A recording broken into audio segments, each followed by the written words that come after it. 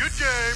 The city is falling to pieces around you. Buildings are crumbling overhead. Huge bits of concrete and debris are falling down. Bridges snapping in half. It's the end of the world as we know it. And all you can do is drive.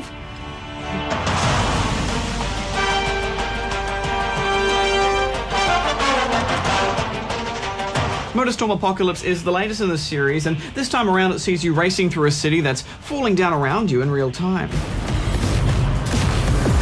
This means negotiating huge changes to the track as they happen, falling through holes that appear in the road and racing through underground tunnels, avoiding fires and random explosions, falling buildings and crashing helicopters. It's unpredictable and there's a lot going on screen. Yeah, and there's a few things to think about while you're racing too. I mean, this really isn't about getting the best possible time, but more the fun that you can have with the terrain and getting the best possible use out of your boosts. Boosting for too long will overheat your car, but like in Pacific Rift, driving through water will cool it down. This time you also have the option of easing off on the accelerator when in midair, which will also cool it down quickly. So you can maximise your boostage by making good use of these elements. And of course, you can always bash other racers off the track and into walls, but remember the track is always changing around you and it involves a lot of cliffs and edges, so quite often I'd be intent on slamming someone and I'd end up just sending us both hurtling to our doom.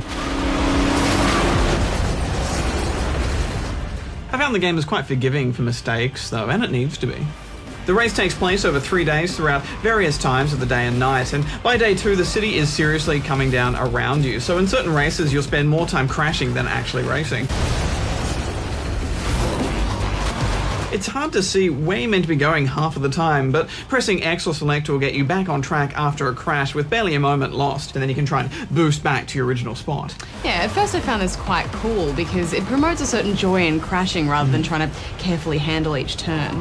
Especially because it's generally faster to crash and then set yourself back on course than it is to try and be careful with your turns.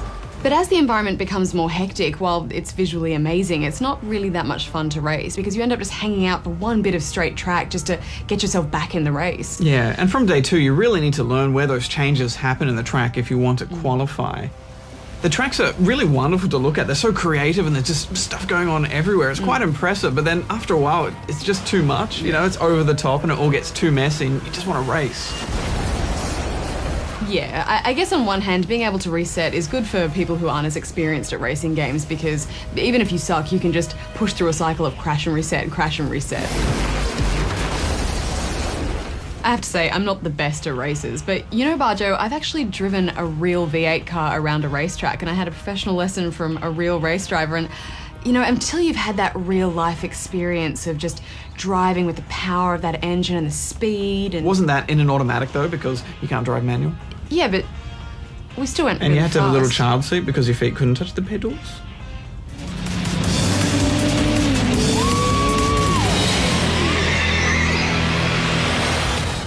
Look, the point is that it's still a hell of a lot of crazy fun without putting too much pressure on the player to be the best possible driver out there. I can't touch the pedals. Shut up. Oh no. I like bikes too, I think. They're more agile and faster, and I had more fun navigating the terrain on a quad bike or a dirt bike. I like that if slamming into a car was unsuccessful, my guy would just try to punch it. Punch that car, buddy! And there's a cool road rash element to racing on bikes as well. As a side note, trying to slam an SUV while on a bike doesn't work. I liked watching the bike crashes the most. I guess they're more hilarious because there's less protecting them.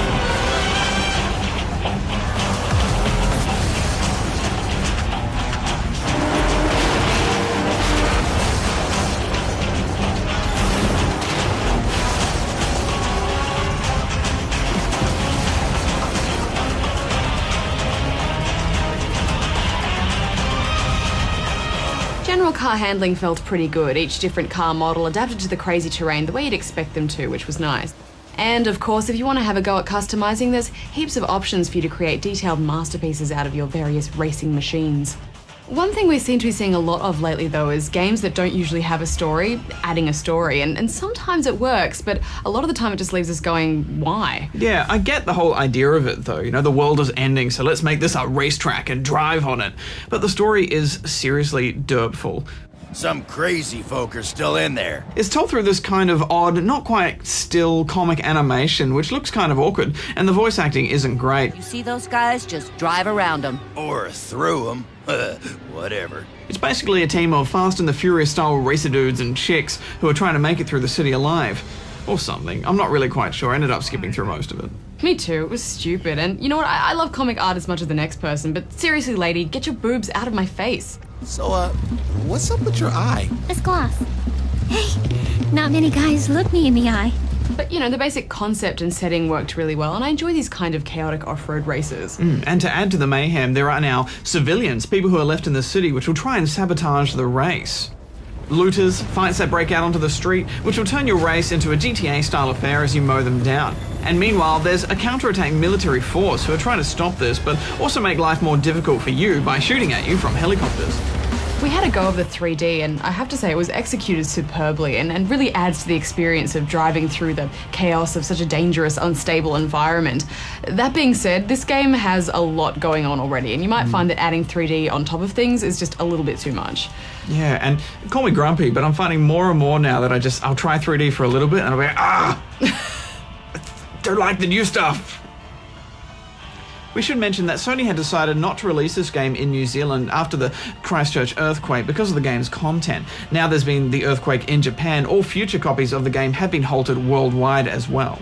Yeah, so the game is out there in shops, but because of that limited release, you might find it a little bit difficult to find.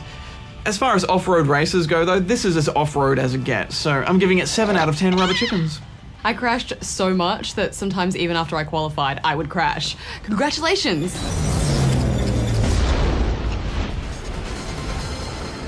But yeah, I agree with you. I found myself wanting to put it down after a while because there was just too much crazy going on my screen at once. But that being said, I think if you really took the time to learn the maps, then it wouldn't be so punishing and you could get a lot out of this. So I'm giving it 7.5 out of 10 rubber chickens. It's the end of the world and you're playing video games. Good game.